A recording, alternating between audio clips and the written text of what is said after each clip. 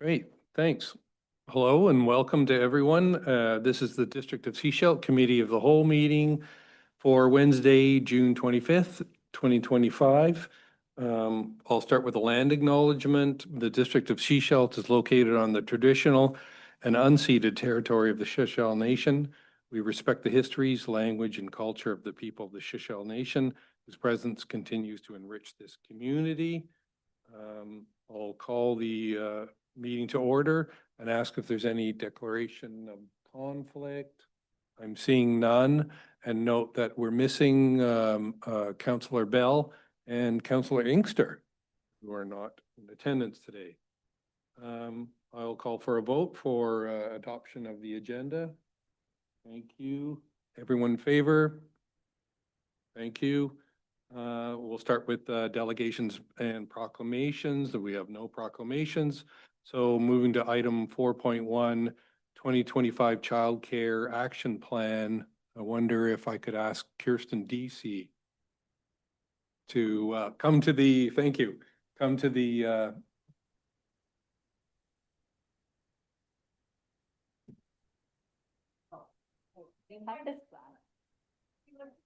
yeah, of course.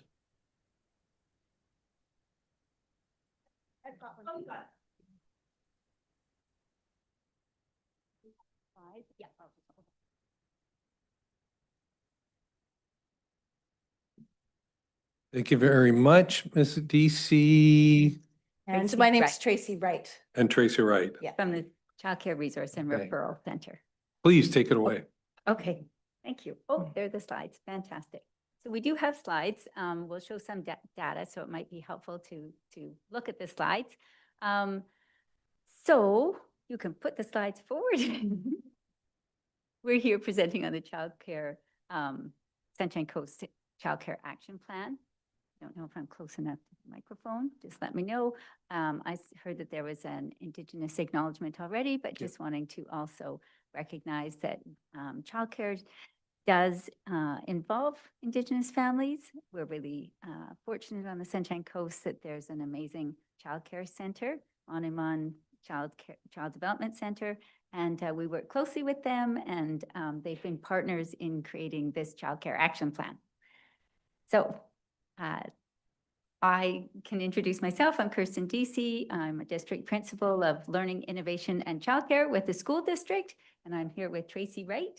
And I'm the program lead for the Sunshine Coast Child Care Resource and Referral Program. We're located in Family Place, which is across from the fire hall in Sechelt, that building. And our umbrella agency is Sunshine Coast Community Services Society.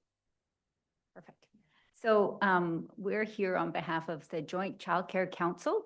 And the Joint Child Care Council, actually, if you could go back one slide, it has all of the membership on that. So there's a wide range of membership on the Joint Child Care Council. District of Sechelt has representation on that council, Capilano University. We've had the MLA represented, the school district, the Sechelt Nation, Community Services, the regional district, the town of Gibsons, Vancouver Coastal Health, and the YMCA. So nice broad representation on that. We do have a vision. So we are a community united, working together to create access to quality, affordable childcare, supporting children, families, educators, and communities to thrive. So we're guided by the BC Early Learning Framework and the Indigenous Early Learning and Childcare Framework. Our childcare community is staffed by qualified and fairly compensated educators who work with children in ways that are intentional, democratic, collaborative, respectful, inclusive, and joyful. So that's the vision of the Joint Child Care Council. Next slide. So why childcare? I'm sure you're all aware, but I think it is important to just refresh our memories about how foundational childcare is to families. It does support participation in the workforce. We really felt that during the pandemic. I think many families really experienced the importance of childcare. And it's also important for that, strengthening the equity gap and the gender equity gap as well. So it contributes to that social and economic fabric of our community. So back in 2018, many of us worked together to create the first Sunshine Coast Childcare Action Plan.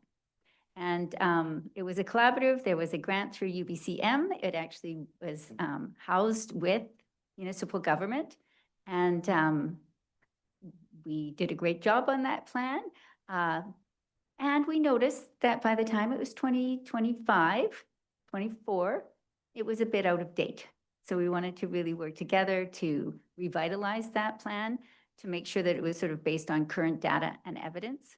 And so we've worked really hard to find data and evidence that really reflects our community and that we can track over time. So we've created it as a template that we can then update every year with the current data. So we are able to now monitor growth, determine next steps, and really sort of have this annual template that will help us track progress with childcare. Yeah, so yeah, again, Jump in. yeah, just so we're not doing a new one every however many years. This one is designed to be a living document, and it's over the span of 10 years, so that's a fair amount of time. And if you've seen it, there's lots of actions and things in it, but please note that it is over 10 years with, again, the intention to update every year to see how we're doing. So it's kind of built in for it to be moving around a lot, right? Depending on need and stuff. Perfect. So we have 5 key priorities, which we'll talk about in a minute. But first, we wanted to just talk about the purpose of today's presentation. So if you could go to the next slide. Thank you. And again. So we wanted to just formally invite the partners who were such important contributors to the original plan to feel a part of this and to feel represented in this latest iteration of the plan. We really think it's important that we reflect the current needs, and that it will sort of, by having a common document like this, it'll strengthen our ability to work together and be responsive to our community needs. We also think that it's important for funding applications. So anybody in the community could use this in a funding application for childcare funding. It is required. So it's one of those pieces that you do have to, when you're applying for New Spaces grants, you do have to produce a document like this or something similar. So we want to serve our entire community by having something like this prepared already. And by working from this shared plan, we can just sort of continue to support that collaborative approach that is so important in our community. So partnerships are key to working together successfully. Okay, so now we thought we'd show you the 5 key priorities. The first one is increasing access. And Tracy, if you want to jump into any of these, just let me know. So if you could hit that button again. Oh, yeah. We're a bit quiet. Okay. Okay. Thank you. Thank you. Okay, so increasing access is key for childcare. It's one of those core pieces that people need access to quality childcare that they can afford and that they can access easily without barriers. The next priority is inclusion, I believe. Yes. So inclusion is really core to childcare. It's one of those pieces that can be really challenging because it does require often extra staffing, and staff is very challenging in the childcare landscape right now. Yeah, and again, inclusion, it's a complex piece, but it also is, if you're receiving any type of operational funding from the ministry, the expectation is that you do have some sort of inclusion plan. So it would just make sense for us to build it into our plan as well, so we can help out anyone who is also trying to develop inclusion plans. So this is a support piece. It's both inclusion for our sake, but it's a support piece for childcare programs as well. Yeah. Okay, next slide. So affordability, this is a key one for families. There are ministry supports available, and yet it's still often very challenging for families. There are some $10 day sites on the Sunshine Coast, but there's about 200 spots and about 800 actual childcare spots. So 200 of the 800 are $10 a day, which creates some inequities for families who aren't able to access those spots. Next slide. So quality is obviously really, really important. This is also really associated with the education of the staff that are providing the childcare. So we're really wanting to support early childhood educators to be able to pursue their education and get those diplomas that are so important and degrees.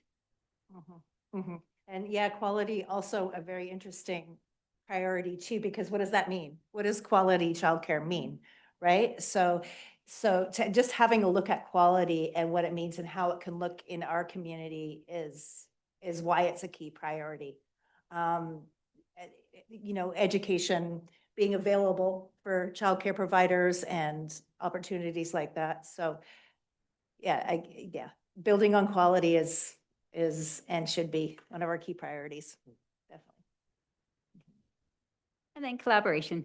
So that's why we're here. It's just so important to have this community approach to problem solving and supporting each other. We each can have an influence in childcare. And so being really aware of what all of our different partners are doing is really, really important so that we can support each other and actually meet the needs of the community. So I think next we'll take a look at some of the needs in the community and be able to talk about that. So this data here shows the Sunshine Coast, and the access rates on the Sunshine Coast. And the first two bar graphs show the 2019 data at 12% for infant and toddler childcare spaces. And then you see by 2024, it's gone up to 22%. So we've seen a increase in the amount of infant toddler spaces on the Sunshine Coast. And yet there's still a high need in that area. It's one of our highest areas of need.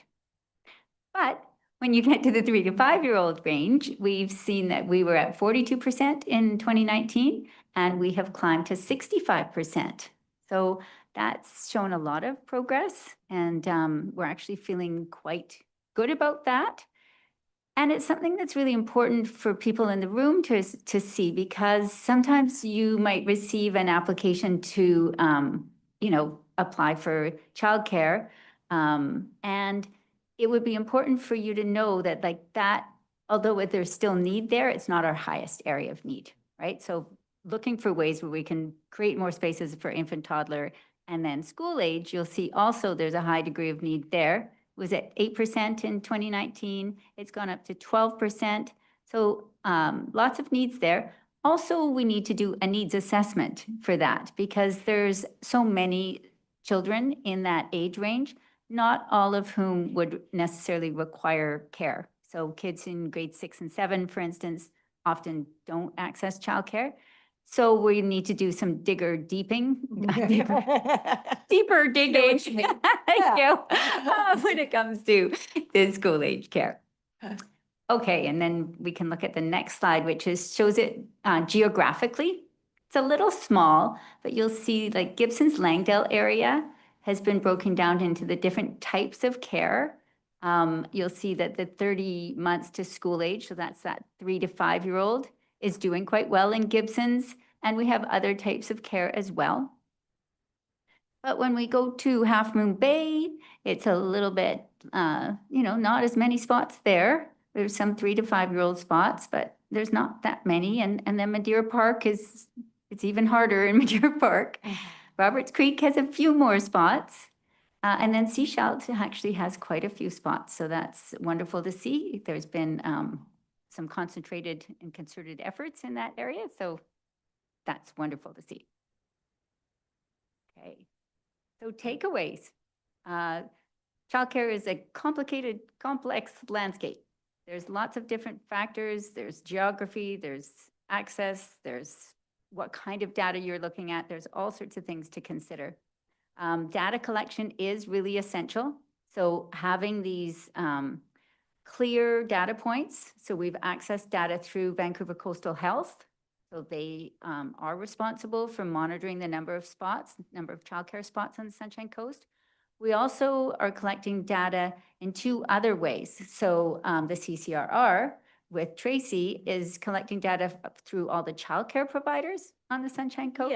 Yeah, and I would, I'm, for this, plan, I'm going to once a year send out a survey to all childcare providers, asking them what their needs are, how many staff they have, how many spaces they have, how many, what qualifications their staff have. I even do a wage survey and a fee survey as well. So up until this plan of this year, there wasn't anything that was regular on a yearly basis. I would sort of if I needed information, I'd ask them ad hoc, but we did develop a pretty great survey that shows exactly where childcare centers are at.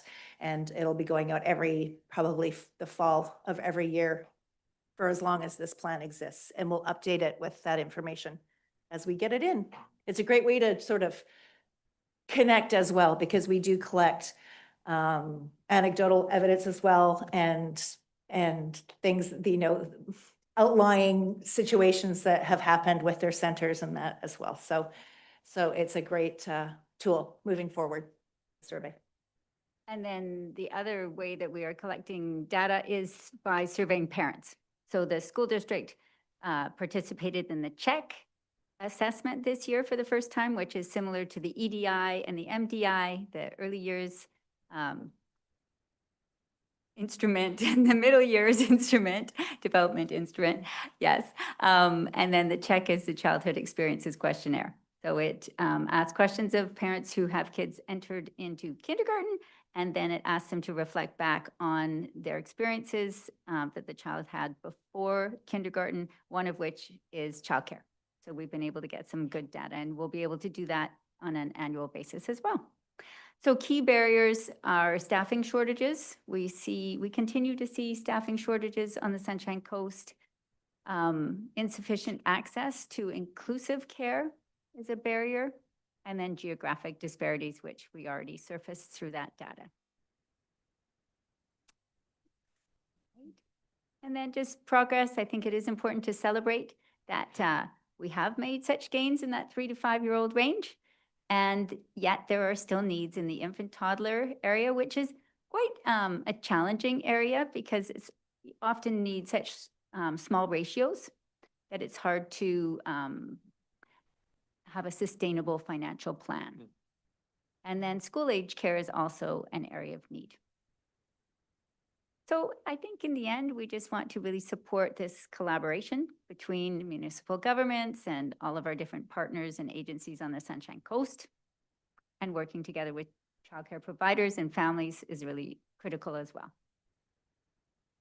So in summary, we want to just formally invite you to embrace the plan, and then just have you be aware of the evidence and the data that's in the plan, the collaborative decision-making that went into designing it, and how important it is for forward social planning.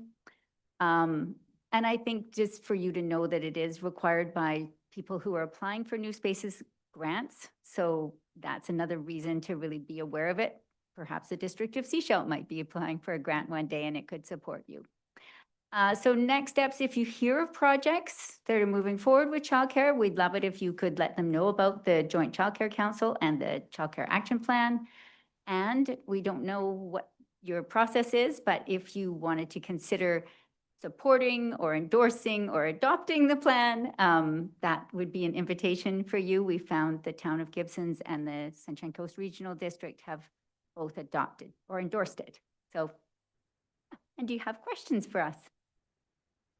That's great. Thanks very much. That's a really comprehensive report. It was very helpful for me to try and understand where we're at in terms of facilities and what's provided and where we're short. So I'll turn it over to council. Any comments, Councillor Inkster? Thanks. I'm thinking, and as I look around the table, that I'm not sure what Councillor Toth did, but I had 2 kids that went through a system in which at the beginning we had to have alternative care. So that was in-home care because we couldn't find the ratios and enough room in the daycares. And that generally that's not cheap, i.e. close to expensive. And so then we did that with one and then two kids based on their, and then we were able to move one into the Great Teddy Bear, I'll call it, because such a good daycare. And then we put both kids in there. And I remember paying anywhere from $500 to $1,000 to Teddy Bear based on our need. So there's a year or two there where it's about $1,000 a month. It's not as much as what I'm hearing some people are paying, but it's a good chunk. And so obviously I saw the need for that kind of daycare, but I could see where some people that didn't have the means, that would be almost punitive for them. Why go into the workforce? Council's been talking a lot about needed workers locally. So if we can help parents go into the workforce through provision of spaces, that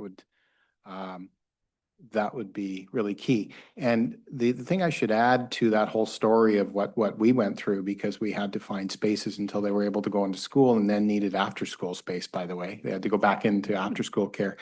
I'm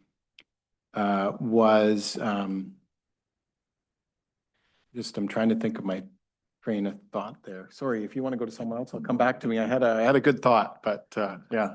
That was a great attempt. Yeah, Let me move over to Yeah, Councilor thanks for a McLaughlin. second. Yeah, no problem. Councilor McLaughlin. Oof, that goes. Yes, thank you through the chair. Thanks so much for this report. It's great to see what's going on under the surface because it's really critical that there is more daycare, better daycare, so that family members can work. They need those two incomes. And it has to be affordable. I know myself, I won't get into my whole story of daycare. We could probably all write a book. But anyway, I was just also curious about with the Minister of Education now taking over the daycare aspect, if there's more spaces coming available. I think especially for the same kids that would be for after-school care, because it looks like there's a very small percentage, it seems to me, that are going into any kind of daycare, age 6 to 12, after school. So it seems like that's a great opportunity. Obviously, a policy decision that's long overdue. But whether we have the space or the will, well, we probably do if you're from the school district, to really help with that and use our facilities, for everybody. I would also just think in terms of the daycare demands and spaces based on the different geographic areas you had, like Half Moon Bay. It's a little confusing because some people want daycare close to where they work and some want it where they are. So it's good to see the numbers, but again, the whole story is much more, but it's up to parents to have the choice. And if there's not enough space, certainly they don't. So I really appreciate this report. And it would be nice if we can endorse the plan because it's got to help with anything we do to support a majority of our population, really. Thank you. Thank you for that. Looking around, sorry, Councilor Toth. Thank you, Chair. Thank you, Councilor Inkster, for reminding me. When my kid was younger, I'd say from 30 months to just the spring before they started kindergarten, we were lucky enough to get them into a Montessori group care setting that was based out of a home just a couple blocks from where we were living in Burnaby. But it was $800 a month for that program. And it was a lot at the time. Like it's a lot of money, period. But one thing that I think the group care setting does is give children a huge leg up when it comes to socializing, when it comes to experiences and things like that versus, ones that maybe are home cared the whole time, for example. So we had a fabulous experience with our kid going through the Montessori preschool program. When we moved back onto the Sunshine Coast, they went to the Holy Family daycare up on Nickerson for a few months. But then they went into school, and our schedules were flexible enough. So fully supportive of this. I'm willing to make a recommendation for endorsement of the 2025 Sunshine Coast Child Care Action Plan. All right, seconded, and Yeah. please, Councilor. Thanks, Chair. I'll second that. And just to finish my thoughts, I had them written down, but I guess I get nostalgic and I get stuck there. When your kids are little, right? You miss that. So all throughout the process, I was going to mention of what I referenced is I was a champion of childcare because I saw parents that needed childcare and myself needing good childcare, and we found good childcare. Councillor Toth referred to Nickerson, which is a good situation, and Teddy Bear is a great situation, as I mentioned. So being a champion, I'm glad to see the spaces available in Sechelt. I'm so glad to see that. It's really, but what I was going to add to, so this council knows, is that Teddy Bear Daycare and the hall received funding from the community forest for both buildings in order for those daycares to have not only a roof, both roofs and floors fixed. Not that they were falling apart, but just make them really, really usable and livable and happy spaces for the children. And that came from our community forest through dividends. So let's keep that in mind. Thanks. Great, thanks for that. I'm looking around. Any other comment? Councillor McLaughlin. Yes, thank you, through the chair. Just a question, because I think it might show some insight into this particular community. On page 16, we have the main type of childcare arrangement. And I noticed that for the Sunshine Coast, 40% are non-parent relative, which I'm not really even sure what that is. So it might be nice to know if you could tell us things. In our community, it's often grandparents, actually. Yeah, there's a really high percentage of grandparents who take on that role, some of whom are very enthusiastic and some of whom are, perhaps not expecting that. Thanks. That's good. Thanks. Thanks for that question. All right, I think we have a motion on the floor. Is everyone clear on the motion? Yes, all in favor? That's unanimous. Thank you very much Thank you. Thanks, everyone. for your presentation. Thank you.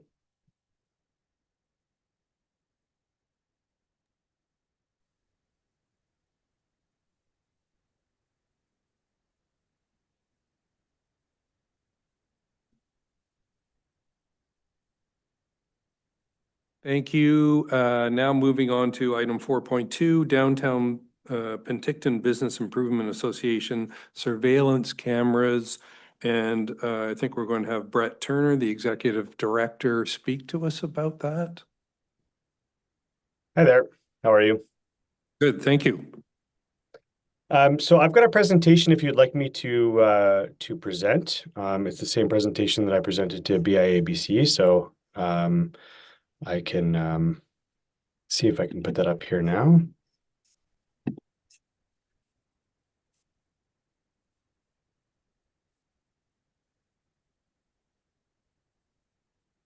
All right. Is that showing up on your side? Great. Okay, so my name is Brett Turner. I'm the Executive Director of the Downtown Penticton Business Improvement Association, and I've been asked to come and present here, as I've done in 8 other communities across Canada, on our successful remote guard service surveillance program. I've got some slides here that we'll run through, and then we'll have a question process at the end. I'll begin with why this started. So in 2021, we had a temporary shelter open up downtown Penticton, in which the province opened in our city without notice. Things sort of turned on their head during that time. We had a lot of crime. We had a lot of graffiti, encampments being built, open drug use. Things kind of became chaotic around that area for a period of time. And we are a business improvement association, and we're here to improve the viability and economics of our businesses. And so one of the things that we looked to was what we could offer to our businesses that could be of service to them during this time. We had, for example, bakeries where they would show up to bake at 4:30, 5 o'clock in the morning, and there would be a camp built at the back door. The bakers couldn't get in, and our businesses are really going through a hard time with this. Our city council had approved 4 additional RCMP at the time, and it's taken us over 4 years to actually see those RCMP become active. And so we had this lag in our system. And so we came up with the idea to create a remote guard service, whereby we would deploy cameras onto our businesses' buildings. And these cameras from 10 p.m. to 6 a.m. would be actively monitored by a camera service. So we worked with a local security company to work on the install of these cameras. And then we work with a company out of Victoria called Six Technologies on the remote guard portion of these cameras. I'll go to the next slide here. And so why we did this: to enhance safety and security downtown Penticton, to provide proactive security solutions, reduce the strain on bylaw and RCMP resources, faster response to unwanted activity, and support the downtown business community. So how it came about. So it started with alignment with our city council's priorities. We benefited immensely by this being an election year for us and our city councilors running on a platform of providing safety and security. And this program became a fairly immediate win where they could unlock budget for us to operate this program. Our own board and our leadership voted unanimously in favor of bringing this project to life. Collaboration with our local security firm for the install and the intel on getting the program going. Funding support from the city. So our initial pilot program was 18 months and it was $40,000. And that came solely out of the city of Penticton's budget from City Council. And a coordination with security company and law enforcement. So again, I'll dive deeper here into how this works, but essentially, without a very close partnership with our bylaw, RCMP, and fire, we would not be able to make this program happen. And so I'll talk a little bit now about the evolution, but I'll start by talking a little bit more about how it works, because this is usually when questions come up. So what happens, and I'll give you an example. We have a location, a furniture store. Young folks moved up here from Vancouver. They opened a beautiful furniture store on Main Street, and in the back of their store, there's an alley. And continuously, they have theft, break-ins, fires, their vehicles get stolen. Their customers are getting harassed at their back door when they try and pull up to, for example, pick up a couch. And so they approached us and asked us to help. So we placed 2 cameras on the back of their building. We use their internet on a secure line. The camera feeds back to a secure recording device in our office. And these cameras are active full-time, recording full-time, and they're actively monitored from 10 p.m. to 6 p.m. So 10 p.m. to 6 a.m. So what that means is that during that time, we've set the cameras to detect certain things. So if there's rapid movement, if there's someone that comes into the view of the camera and stays there for longer than 2 minutes, if it detects fire, it will alert a guard. And a live guard will log on and look and see what's happening. And if someone's starting to build a camp, bylaw or RCMP are called. If there's a fire, the fire department's called, and so on. At the end of that call, a full report is produced, which I have a sample of here that we'll walk through at the end. And that report then gets filed on our side. And so often this can be a preemptive measure to stop a camp being built so that that business can come in and continue business the next day. It can deter and stop people from doing all kinds of negative activities in the area. And so in this location, during the pilot program, we had 2 overdoses where the person walked into the view of the camera, experienced an overdose. They were by themselves, and our cameras called the ambulance and their life was saved. We had another situation where there was an active break and entry at the back of this building where they were using crowbars to break the door open, and the police were called and the people were caught inside the business.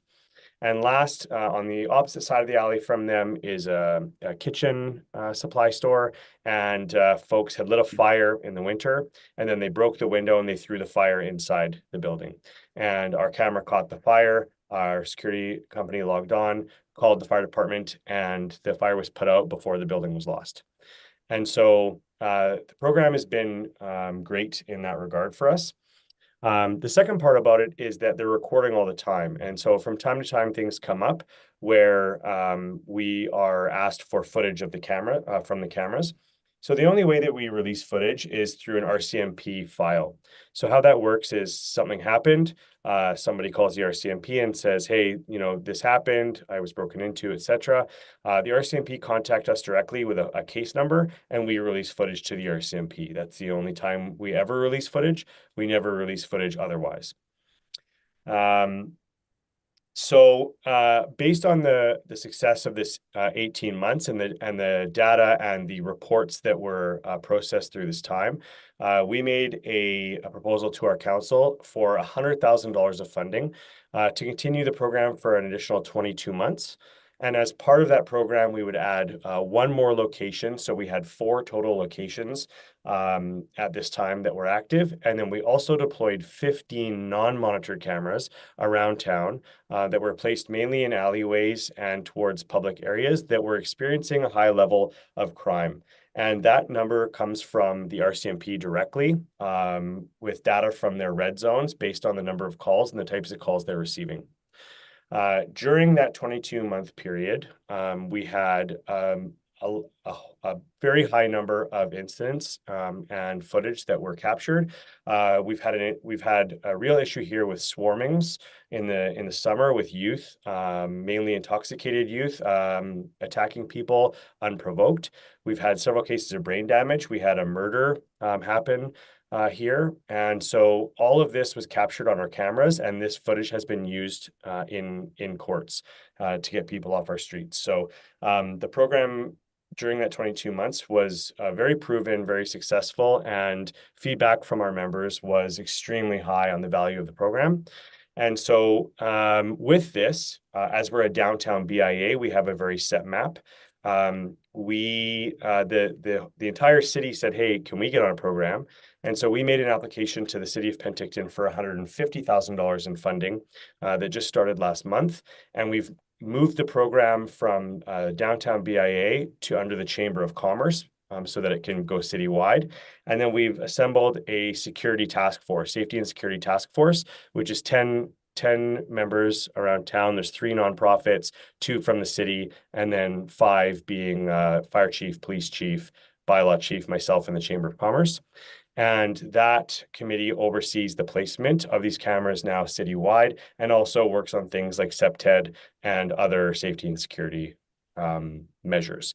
And so that program now will run for an additional 2 years. So again, we're able to really deploy this as a business resource into high crime areas and reduce that. We enjoy strong collaboration with law enforcement.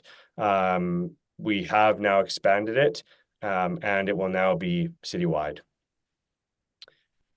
This is an example that's been approved by the committee just to show what this looks like. So this is an example that comes in. So a report is fully produced during and notes are taken. You can see here, so these individuals, there's 3 of them. They recently broken into 6 vehicles. They've got all the goods here and they're dispersing them behind a local restaurant. Our camera caught these guys because this camera is set so that nobody should be in this field at any time of the day. And so you can see here in this slide on the right here, you can see an RCMP member here. A second car shows up when they realize that there's a gun, 2 knives, and 2 of them have warrants out for their arrest. So these are the type of things that the camera program catches while a business is doing their business. This is what's happening behind their business. And so these are the kind of things that the program can catch and detect. A report is produced. This goes into a file, and we collect this data and report it back to the city to make further decisions on, what is happening currently around town. The last part I'll say about it is that we realize that this is not the answer per se. This is a solution for businesses that we deployed during the height of, a time of a lot of issues and a lack of further supports. Since this time, our city's made tremendous progress. We've opened a day space. We have a public safety director. We have more RCMP, more bylaw. And so, we're in a better place now. But this was something that we came up with and deployed in a time of need as a solution for our businesses. And with that, I think that's quite an overview of the program. There's usually a lot of questions, so I'm happy to take any questions that anybody might have. That is great. Thank you, Mr. Turner.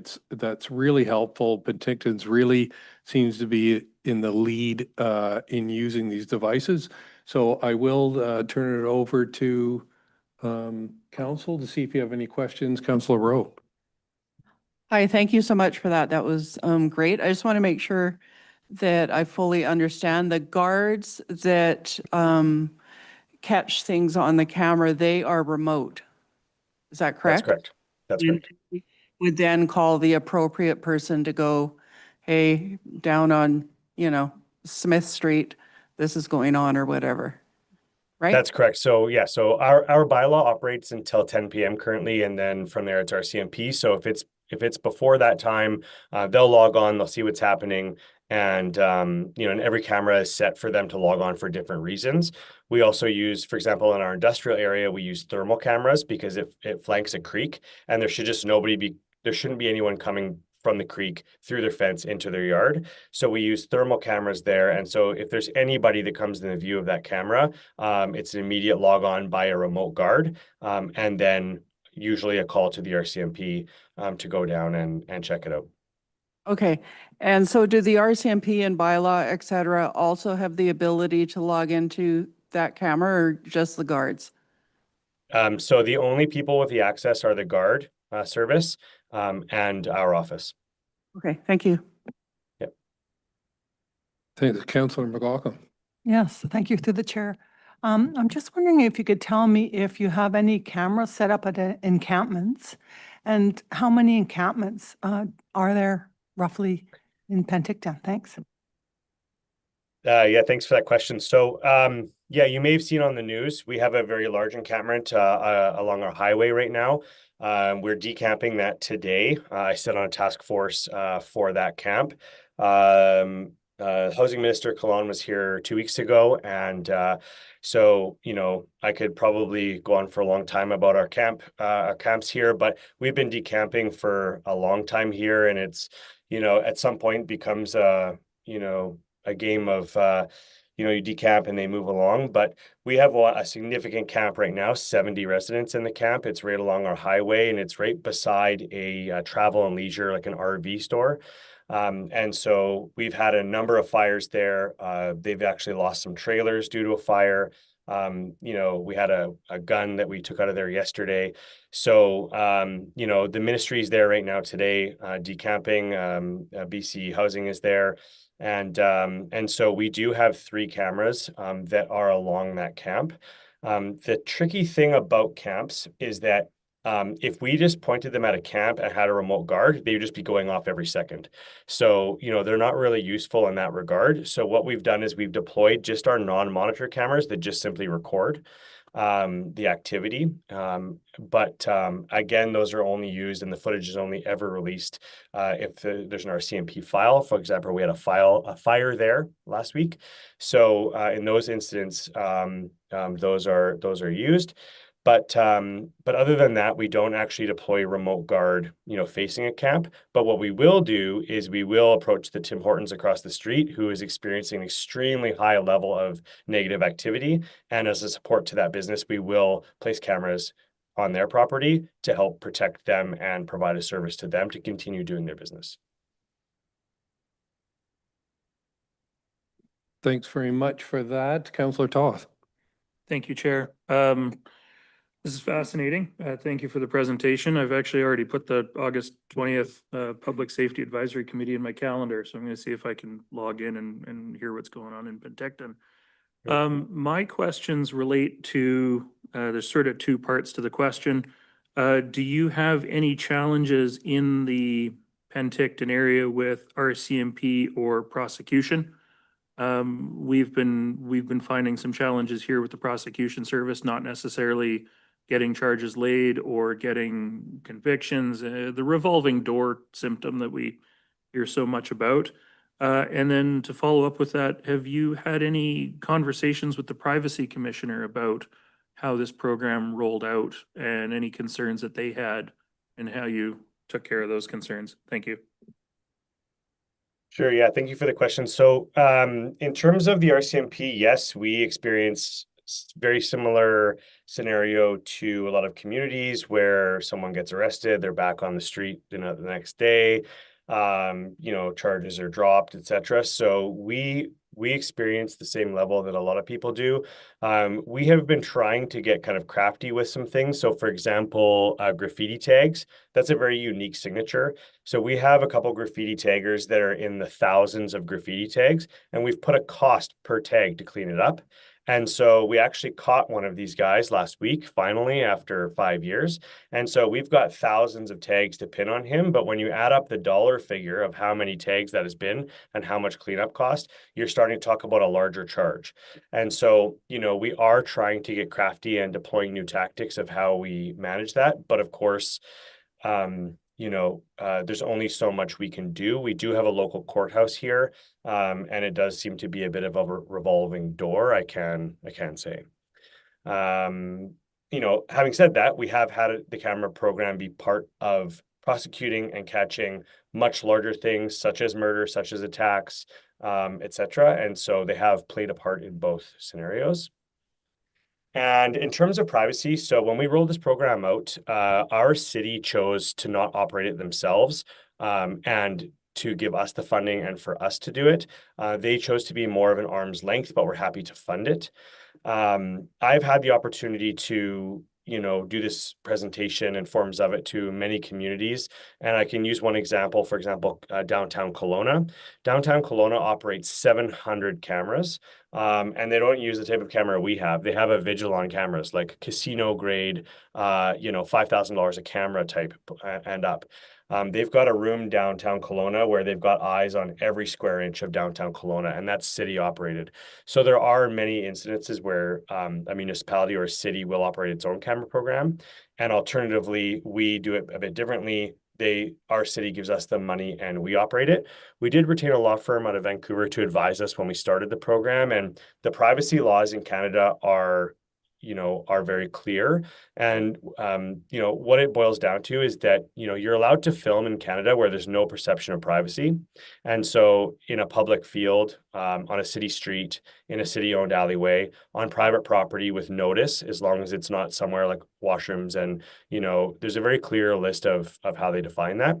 So we took that and used that for how we deploy our cameras. And so if there is private property that is in the view, we have an agreement with that private property owner and we have signage posted. And if it is facing city owned land or public land, then we're free to film. We haven't had any issues to date. We're entering our 4th year of the camera program, and nothing has come up thus far.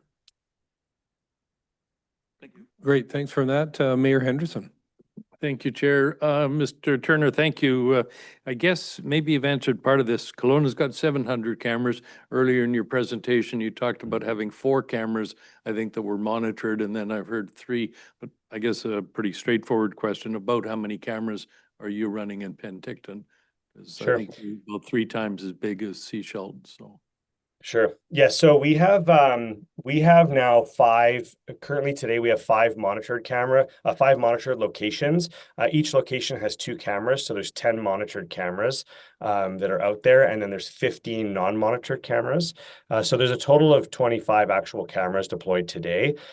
We are about to deploy in the next 3 weeks. We're about to deploy another 16 monitored cameras. So we're just in the process right now of taking the program citywide.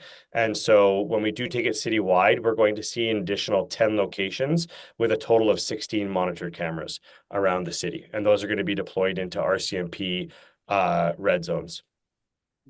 Great, thank you. You're welcome. Okay, thank you. Councilor McLaughlin. Yes, thank you through the chair. I think the population in Penticton is about 47,000, so that's about 5 times bigger than Sechelt. And I was just wondering, thinking of Penticton and the movie My American Cousin, and going through the Okanagan and even Vancouver area as coming from the prairies is in the summer. I'm just wondering how much of this crime and activity has to do with the economy being kind of a summertime economy? Is there more crime in the summer? We're also kind of more active in the summer in terms of lots of visitors and such. And if you could just comment on that situation and how that affects everything you're doing. And are there any other things the BIA is doing besides security these days that we could use to try and like change the feeling of what seems to be happening? Thank you. Yeah, so we see fluctuations throughout the year. We have potentially a little bit cooler winter than you might have. And of course, we do see an influx in the summer. But I would say overall that, we have different challenges at different times of the year. In the winter, we get a lot of fires. A ton of fires. And I've been working with the city of Prince George on this as well, and they get a ton of fires. And those fires lead to structure fires. And so whether it's people trying to stay warm or causing mischief, winter brings a lot of fires. So a bit of a different zone there and a lot more shelters being built, where in summertime, people tend to disperse a lot more. People can go around lakes and in parks. And so, we tend to get less of a focus of people so much in doorways in the heat of the summer here. But having said that, there are a couple other factors. We have a jail in Oliver, which is only about half an hour, a little bit less to the south of us. And we have a courthouse here. So what happens is people come up, they have a jail appointment, they get brought up from the jail to our courthouse. And, Greyhound's no longer around, budget cuts at the province, they just get dropped. So they've been brought up.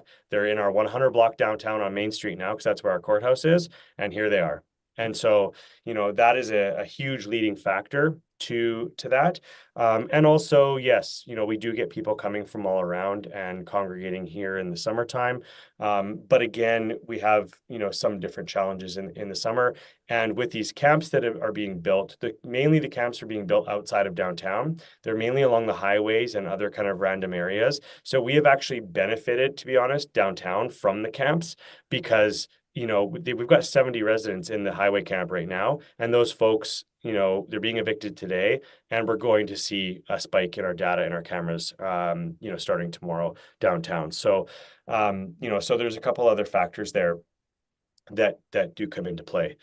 In terms of other things that we're doing, yes, of course, over the last 3 years, 4 years, our, large part of our mission was safety and security. We did a strategic priority.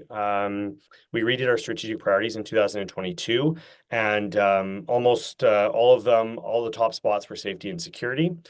Things like driving business, marketing, having block parties took a way backseat to that. But we're starting to pull out from that now. And I just, prior to this meeting, I was in an economic development meeting at our city. And in 7 minutes, I'm back on the Safety and Security Committee to check on the encampment. But, we're starting now to focus more on economic development, and we're starting to pull out of some safety and security, but it's because the work we've done over the last 3-4 years from a BIA standpoint and from a city standpoint. We brought on a director of public safety at the city level, and that position has been able to help tie us all together, from police, fire, bylaw, ourselves, interior health. It's very disjointed. Was disjointed. And so it's been able to tie us all together and, and get us all on the same page. So our city has opened a day space here, which we didn't have before. We were waiting for provincial funding. It never came, and our city had enough. And so our city signed a lease. Our city brought in a nonprofit to operate it, and our city is operating a day space, which is, I think, one of the first of its kind in the province, to be city run and funded, where the province has no say. And, we've got 40 people there. They've got laundry, showers, access to, resources, counseling, resume writing. And so that has been huge, very instrumental in helping this process. So. Great. Thanks, Councilor McLaughlin. Councilor Inkster, thanks for waiting. Yeah, thank you. Penticton's unique, I find, where the downtown is concentrated in one corner. Mhm. And then you have so many other areas that are recreational, and then you got the area around the rec center. So you got all these areas that you have to in a sense, worry about. And then you got the Peachlands, the Peach Fest side that we all know about. So then you got to worry about that during the summer months that, as was alluded to earlier, with seasonal stuff. So if you look at your bylaw officer numbers and you looked at till 10 o'clock at night, do you know how many bylaw officers you utilize for this initiative and how many you have perhaps in the downtown core or everywhere? Because it's such a large area, if they have to be everywhere in vehicles, how many you have at night? Because my concern, and we're moving to looking at the safety officer issue, bylaw officer to be part of the enforcement piece and report, because the RCMP do the tough stuff, we hope, is how many do you have at night to do those things? Because they need to be in twos probably in almost all cases. Correct. Yes. So we, our bylaw operates, I think they're about to extend now until 11 PM. In the shoulder seasons, they go down. I know that, I can't comment on exactly how many are on downtown at any given time, but they do operate in twos. And I know that we are up to about 28 or 29 bylaw officers now, in which 4 are community safety officers. So those are officers specifically trained in things like de-escalation and, the drug use, the camps, more of the social side of it. So, we have a very active bylaw department here. Their home base and office is in our 200 block downtown. So, they are quite active in the downtown area. But because most of our camera program is from 10 PM to 6 AM, it's mainly the RCMP that get the call. And this is why I say that the relationship with the RCMP is so crucial here because, I'll be honest, maybe 50% of the times the call goes out, it's someone building a camp at a back door, and that's probably a low priority call for the RCMP. But because of all the work we've done and our relationship with them, and they're on our committee and council, and they understand all the work going in, they show up. They show up every time, and they've been absolutely instrumental in this, even if it's probably more of a bylaw issue if bylaw was on. If bylaw is not on, who's going to go? And it's the RCMP. So we had some work to do around that, and we had to, make sure our staffing levels were good and really get them on board. But in turn, it's a two-way street because we give the RCMP a document that shows all of our camera views. And so what happens is when something happens, we're also a resource for them because we had somebody dump a cardboard dumpster on top of an electrical transformer next to our theater and light it on fire and run away. And within 5 minutes, I get a phone call and they say, "Hey, can you help us?" And I said, "Yep, this is what he's wearing. Here's a photo of him. Here's the direction he went." And 5 minutes later, they had the guy. And so, but that would not have happened otherwise because by the time they go get footage from a business and everything else, the resources they spend to go and try and recover that information, data, and investigate, I just saved them a whole ton of time. So it is also a two-way street. And that's how our city council looked at it as well when they were funding the program, that it really is a resource for everybody involved. Great, thank you for that. Is there any other, Councillor Toth? Thank you, Chair. Just one quick one. You've mentioned red zones a couple of times with reference to the RCMP. So I'm wondering, the statistics that you guys are you getting in sort of like a heat map format from the RCMP? So you can tell where you need to pay a little bit more attention, or is it sort of a whole neighborhood that's been flagged by the RCMP? Thanks. Thank you for the question. So I'll preface it by saying that the RCMP is very reluctant to give out any data. So you really have to have a good relationship with your police chief because they do have this data. It's not public information, but it is something that you're able to get from them. And what that's made up of is basically, you're probably not too dissimilar from us. There's probably a list of about 10 properties that they're at all the time, or zones or areas. And so what they'll do is they combine the number of calls they've received and the number of calls they've gone on and what type of call it is. And that data goes into a spreadsheet. And so quarterly, I get the information on, types of calls and where those are. And so, we have like the Penticton Plaza where the Safeway and the dollar store and everything is, huge hotspot. We have another one where there's a white spot and a Nature's Fair grocery, another hotspot. We have a square downtown called Nanaimo Square. another hotspot. And so we will get that data from them and we'll focus on those areas. And so we do receive that quarterly, and it's essentially a spreadsheet that they refer to as the red zones based on the call volume and the type of call. Thank you. Yeah, okay, so it sounds like you're getting sort of the spreadsheet statistical data like we are, only yours is more granularly broken out by area of the municipality, whereas ours is boundary to boundary to boundary, so to speak. So thank you for that. Yep. Thanks very much. I'm going to finish this off with a short question, Mr. Turner. Do you ever have any cameras destroyed by people who know that where the location they are? Absolutely. So when we first launched the program behind that furniture store, we had 3 cameras, and one of which had a red and blue flashing light, and it made a sound. I don't recommend doing that because you know, it sort of gives it away that it's there. And before long, they had figured out a way to get up there and rip this thing down. And so, you know, we had thought maybe using noise and the lights would deter people from going there, but actually we just end up losing those cameras. And so now the cameras are just silent and out of sight, out of mind. And you know, since then we actually haven't lost one. And then they can just do their job, you know, by law, or police show up, or ambulance or fire, without really any notice to them. And so that's been the best way forward. That's great. Thank you so much for that information and for your time. We really appreciate it. Thank you so much for having me. Sure, Councillor Inkster. Yeah, great presentation. I would just ask the chair, this is really important to you, and he's come and presented, and I would just ask what next?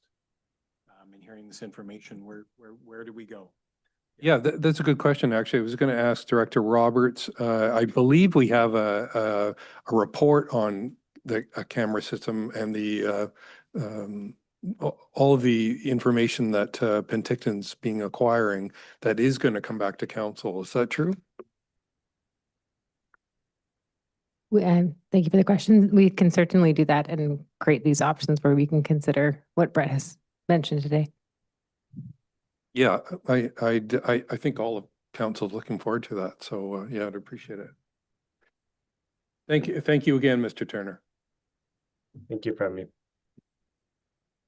All right, moving on to item 5.1, Gibson's Paddling Club, request for canoe storage space. Margaret McDonald and Ford. Please come forward. Oh.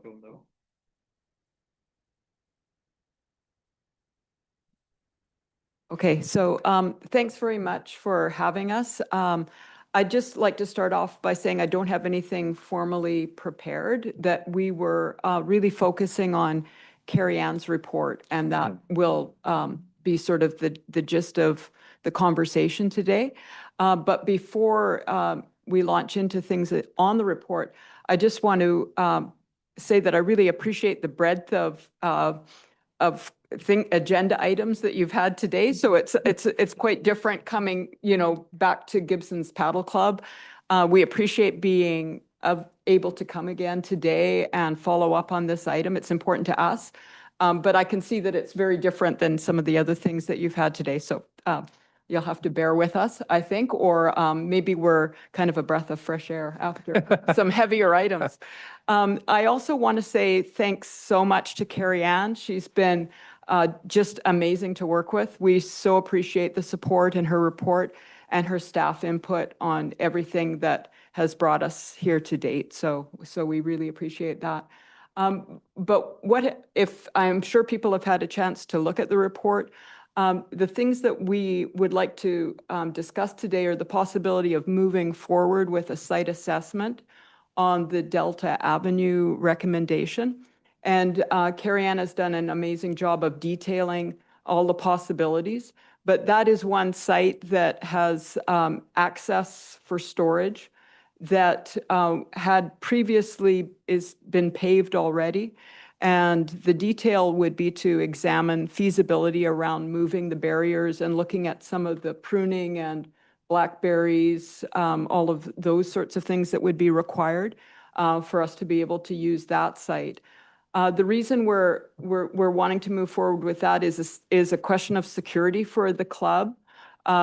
We had talked about before, and we do have currently a lease that will expire though in 6 months. And the lease that we have now is doesn't have a renewal clause. So that's problematic for us because we're not sure of our future again. And we don't want to be going through this every 6 months, trying to sort out where we're located. I'll just underscore the fact that you've had some very heavy items today. So in some ways, it feels like a little bit different to talk about canoeing and paddling. But we do see this as a big aspect of well-being. So this would be kind of the counterballast to what we just discussed. But you know, and when the grandmothers aren't babysitting, we like to get out and paddle. So, you know, there's other good reasons to support our recommendation, the Carrie Ann's recommendations moving forward. Okay, thank you for that, Margaret. I wonder if I could turn it over to our corporate officer. Is there any other information on the report you want to tell us about? No, I think the report is fairly fulsome. It describes all of the locations that were considered, reasons why they would and wouldn't work. And I just wanted to highlight one of the biggest things for us was to have as little impact as possible as far as soil disturbance and things like that. Archaeological costs can be unpredictable, and we were able to find an option that can avoid any of that. Like Margaret said, it provides a paved space, and they've had some initial conversations with the nearby strata that have been fairly favorable. So the process going forward would be the municipality has to do a public notification process, and there are a few site cleanup things that may be required, but they're fairly minimal. So in order to consider issuing a license of occupation for a society like this, we would have to bring that document back to council for approval as well. So all of that information we would gather next, if we get the go-ahead on the recommendation here, would come back to council before any final decisions are made as well. Okay, great, thanks. I'll turn it over to council. I think I noticed Councillor Toth first and then Councillor Engstrom. Thank you, Chair. Fully supportive of the generality of the recommendations that are here. I did have one question though with the first bullet point in recommendation 2. It mentions removable with 24-hour notice. And I was just wondering if there was a particular reason for 24 hours or if we could, 24 feels rather onerous to me on the part of the club if they've got to scramble and vacate for some reason. But if there's a reason for it, that's great. But I was thinking something more like 72 hours notice personally. So just wondering if staff have any input into that. Thanks, I'll turn that over to. Certainly, any time frame can be considered. The intention was just to make sure that the structures are actually temporary and not don't start becoming a little bit more permanent than they were maybe intended to. But I could defer to the paddle club if they had any comments on what type of fencing would be needed, if any, at that location. In that location, it has some geographical features that we feel make it safer. You can't visibly see the canoes from the cul-de-sac on Delta. So if I were parked on Delta or walking there, I wouldn't be able to see the 3 canoes that we have. From the water, yes, you could. And if you're walking along the pathway, you could. But right now, we don't have fencing around them where they are. And we've been surprised at, you know, when they're stored and they're turned over, it's quite a neat arrangement. It doesn't bring people to, there's no curiosity about them. So I feel like it would be fairly safe without fencing. We'd probably proceed that way. We do have a storage shed that we use and we enjoy using. So that would be the one piece that we would, but I would consider that right now, I would consider that to be semi-permanent. It's not there's no foundation for it. It's something that is removed. We've moved it twice. So it's moved with a high ab. It's not a good thing to do, but we do have a storage shed that we do enjoy using for paddles and life jackets and things like that. Thanks. Follow up, Councillor Toth. Thank you, Chair. The comment that it's something that's moved with a HIAB, I think furthered my thoughts around extending this from 24 to 72 hours. Because sometimes it's hard to schedule a crane truck in. So I look forward to other comments from council. Okay, Councillor Inkster. Yeah, I mean, you might be babysitting, right? Yeah, Yeah. How are you gonna I'm get it busy, yeah. 24 I can hours, get right? my Yeah. Get my HIAB. Yeah. Is this group all Seashell residents? Mostly? No? We've got, there's a good number that are Seashell residents, but we do have Gibson's paddlers that come up, Okay. and we go down to Gibson's as Okay. well. So we have a reciprocal Yeah. arrangement. Okay, Yeah. I was just wondering because hopefully one day you'll become the Seashell Paddle Club. Yeah, but yeah, I always yeah. put the Seashell branch of the Gibson's Paddle Club. Yeah, because you're going to be on a piece of Seashell land and we're happy Yes. I'm happy to host you. I'm glad council's supportive as well. I'm happy to have you. It's part of our, you referenced the earlier tough issues we deal with, but a community is made up of all kinds of people, including paddlers. Yes. And that's why we're here making these decisions for our community. But the question I would ask of you is all the information that here that is, we call it site prep. And I wasn't sure how Carrie Ann was referring to it, but is that work that your group will undertake, some of that, in order to make room for, like the Prickles as an example, I think that's along the pathway. I read that. So, and I know the area, so I could see there being a lot of seaside Prickles. So I'm wondering if that's part of the work your group would do in order to get yourselves in there to use it. Yeah. I can ask them. I think we would do that sort of maintenance work. We would certainly maintain it. We would do it in consultation though with the engineering department because I know it's a sensitive area. So I can't say right now that it would be us going in because I think that's a discussion. That's part of the site assessment, I think, to say, okay, well, who's doing this? How is it getting done? And what's necessary. I think I'm more concerned with there's two big barriers, concrete barriers that are sort of parking barriers. They would have to be moved and I don't know how that would be. I don't think our club has capacity for that. That would be another crane truck kind of job that we'd have to talk about how this is all done. So, but we as a volunteer organization, we're certainly not adverse to maintaining things that we're told that is within our best interest too. And I know that the Strata Council would be happy if that was looked after a little bit more because they asked us the same question when we visited them and talked to them about our hopes and plans for the area. They asked, well, will you look after the blackberries? Of course, I said yes. So Yeah, it improves their viewscape. yeah. So other than the night when you're there, they're happy to look out there. The question I would ask though is if, I don't know what the discussions will be with the DOS, but a number of projects I've been involved in over the years, Rotary and et cetera, Rotary and other groups have moved quicker than the District of Sechelt sometimes. I will admit that. Yeah. So that's why I'm asking. We sometimes can't necessarily, we mobilize, it's a new project, so I just don't know what the plan is. And I haven't asked, we haven't talked to staff. I haven't asked through the chair to staff what their plan would be, but I just don't know if how quickly we'd mobilize to get it done. Thanks. I mean, it might be tomorrow, but they're doing other things right now. So thanks. For sure. Yes. Councillor McLaughlin, thanks. Yeah, thank you through the chair. I'm just wondering, I'm looking at the map on page 38 and the proposed launch location is quite a distance away from the storage location. Yeah. And so, and isn't really that path system technically kind of a park for the district? I mean, that whole area was designed as part of the Edgewater development. And so I think there'd be some convincing needed, frankly, for me. And also I think for the Strata, there's already a lot of, a lot of boats there, kayaks and stuff. They pretty much have that occupied, I'd say. So I'd like to know, my question really is how are you going to have your storage at one location and then your launch pad almost at the other end of the development? Are you going to carry all your boats along the path system? Like, it just doesn't, It's a good question.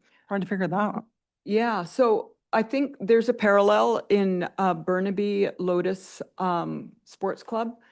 And they, if anybody is familiar with the beach area where the swim area is, the location where they store their canoes, they have identical canoes, is a long ways away. It's in the other end of the parking lot. They go down, the old Texaco building is where they store the canoes. And they take them on, we use dollies. We have the same system. We lift the canoes onto dollies. It's another reason we're not worried about them getting stolen, is because you really have to know how to correctly lift them, position the dolly, lower the dolly, and maneuver them on these dollies with beach wheels. And at Lotus, they do that exact thing. They walk them down the public path in Barnett Inlet Park, which is Burnaby, owned by the city of Burnaby. And they interface with the public all the time. It's a very busy area, far busier than I'm sure this walkway would be. And then they launch them in the beach area where the swimming is. And that's the best beach to launch them. So in our case, we would be suggesting the same thing, that we would take the canoes down one at a time and we'd walk them ourselves. It's 6 paddlers on each of the canoes. So we have 6 people that are able to, 3 usually do the lift. One person puts the dolly underneath and the other person takes the cradle out. We lower it and then we steer it from behind and take them down to the launch site and launch them in. The dolly wheels don't go in the water. We have a procedure to put a block beside the wheels and slide the canoes in. So it's been done. We sort of do it now in a shorter distance. So if I could follow up with that, in that Burnaby Lotus Sports situation, Yeah. are there housing units facing the waterfront? Because this whole development has been designed Yep. for those people and tiered for them to have the water view. So I think the expectation was that it would be a, lightly used pathway that would respect some of them are right at water level, respect their views. So Yeah, it's a good, we anticipated a need to have a conversation with the Strata and that group. And we did meet with the Strata Council of that property. And we had we were very well received. It was very positive. And I was told that we could get a letter of support from the Strata Council. They didn't see a problem and they agreed that that would be a good launch location because they have their own personal crafts there in front, small boats in front. And yeah, we had a nice meeting. So I am perfectly prepared to follow up and get a letter of support. Great, thanks. Does that answer your question, Councilor McLaughlin? yes, that's one thing, but I think another thing is the parking there. The parking is limited at both ends of the development. And that is what we would consider in Sechelt a pretty dense development. And there's not a lot of there's like no other visitor parking. So people are required to park on their own property. There's, in their garages and maybe on their driveways there, just leaving very little for visitors. And so, and it is, I think, a park that I would like to be able to go to occasionally and have some possible parking there and have the parking available, but it may not be if we have so many people using it more. Thanks. Could I just to address that, could I turn to staff and ask, is this a public park? Yes, there's a public right-of-way along the entire path. And so one of the requirements of any license for this request would require that that path remain open to the public and accessible at all times. So the rolling of the canoes down the path would have to make allowances for if others are also using that path. That's great. Thanks. Councilor Inkster. Yeah, just trying to determine the access roads and because there's a couple of them there. There's parking further down, but it's a little bit of a walk probably along the main road. But if there's parking, as you guys know, because you've looked to the area, the angled parking that's further down. But also too, I think that if council recalls, there was a restaurant there. And the restaurant at sometimes, because it had some chamber events and things like that, and other events, including weddings, they made good use of the roadway that accesses there. And there was, I remember going there and you just have to find a parking space wherever. And that was during when the restaurant's open. I'm sure you guys will be there less, with less vehicles. There was probably 30 vehicles sometimes in there. It was just Yeah. for the restaurant. So I think it will work. Thanks. Thank you. I could just add, if I could add, that we're there 3 times a week. Right now, we're morning hours, and there's probably kind of a time where we, it wouldn't be as compatible, but in the mornings, I feel like that wouldn't be a time where there would be a lot of public in the early morning, and we are 3 times a week versus we're not there on a Sunday, say, for example. Yeah, I think that it would work for parking. Yeah. Thanks. With how many cars would you say? Well, I think we set up to 10, and that's realistic. That's with everything we have, sort of, because people commute together, and it's walkable for some of us. So, yeah. Great, thanks. Councillor McLaughlin. Just to follow up a little bit on the park issue, I'm just a little concerned too, the property with the restaurant, there's also a huge old defunct dock there. And so I'm wondering if that is actually kind of a hazard. I always wondered, like, when are they going to get rid of that thing? But so if they could comment on that old dock, I'm sure you've noticed it, it's right there. And then also, if staff could comment on any liability issues we might have with having this, go ahead. Thank you. Okay, so two things there. I don't think the dock's relevant because that's not what they're proposing to use. So I'll ask about your question about liability. You wanted to know from staff? Staff comment? That's a great question, and the Canoe Club does have their own liability insurance. So any risk of injury or damage to the canoes themselves would be covered under their insurance, and that wouldn't impact the District of Sechelt. To speak to the dock, you'd have to ask the DFO. I believe that's not something that's under our jurisdiction, as far as I'm aware, unless other senior staff would like to comment on that. Anyone else no comment from staff. Councillor Toth. Thank you, Chair. Looking at the recommendations on page 34, I would like to move the recommendations with the change of 24 hours notice to 72 hours notice. And I would actually like to add a 4th recommendation, that the Gibson's Paddle Club be requested to seek a letter of support from the Edgewater Development Strata prior to the approval of license of occupation. I think that's just a tying the bow up sort of thing. I think it's good. Is there a seconder to that? Councillor Inkster seconded. Any other further discussion on those recommendations and the amendments? Well, Please. thanks, Chair. Just to move this forward, because we've talked a lot about it, the group is hoping we can support them. I'm prepared to. The last letter of support, I hope it comes quickly. They've said it could.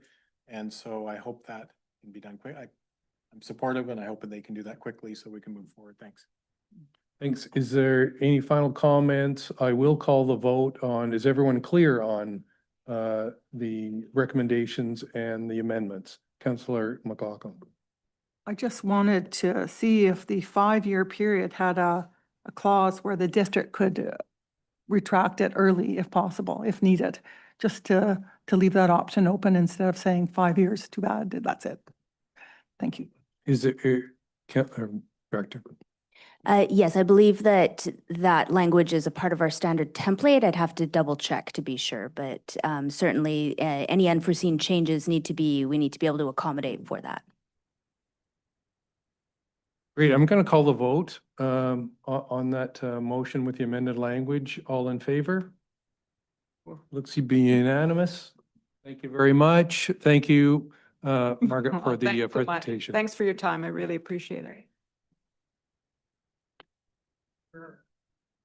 Yeah, thanks to the mayor for arranging the current lease. So that was very incredibly helpful.